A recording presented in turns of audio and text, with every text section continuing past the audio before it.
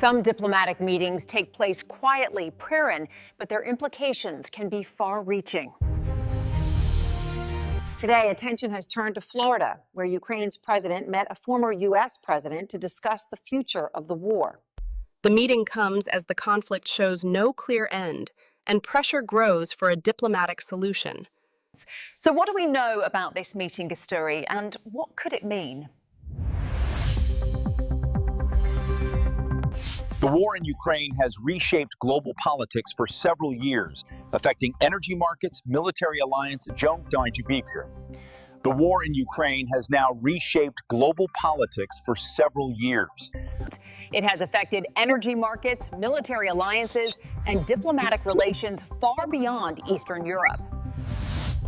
While active fighting continues, talks about negotiations have remained controversial. That's why any engagement involving Ukraine's leadership and major U.S. political figures draws global attention. According to statements from both sides, the meeting focused on possible pathways toward peace. No formal agreement, timeline, or peace framework was announced. Ukrainian officials described the discussions as exploratory rather than decisive. Importantly, neither side confirmed any ceasefire agreement. There was also no confirmation of territorial concessions. No changes to Ukraine's military strategy were announced.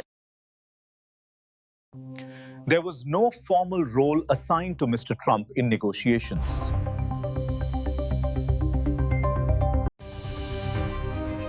Officials stressed the talks do not represent official U.S. government policy.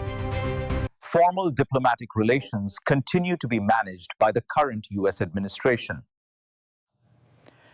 Ukraine has repeatedly stated that any peace agreement must meet core principles. First, respect for Ukraine's sovereignty. Second, preservation of internationally recognized borders. Third, security guarantees against future aggression. Nor can it compromise Ukraine's long-term security. That position remains unchanged following the Florida meeting. The meeting also highlights how Ukraine remains a central issue in American political debate. Support for Ukraine has previously drawn bipartisan backing. But disagreements have grown over funding, strategy, and long-term involvement. As the United States approaches another election cycle, foreign policy is gaining prominence. Ukraine is increasingly part of domestic political discussion. Analysts note informal meetings can influence debate without producing immediate policy outcomes. Their impact is often political, not procedural. So far, there has been no official response from U.S. allies or NATO partners regarding the meeting. Diplomats caution that peace efforts require coordination among multiple governments. In not isolated discussions, European leaders have repeatedly stressed that Ukraine must remain central to any negotiation process, and that outcomes cannot be imposed externally. That position remains consistent across European capitals. Political analysts say the meeting reflects two key realities. First, fatigue over the war is growing in parts of the international community. Second, there is no clear consensus on a negotiated end without affecting Ukraine's position.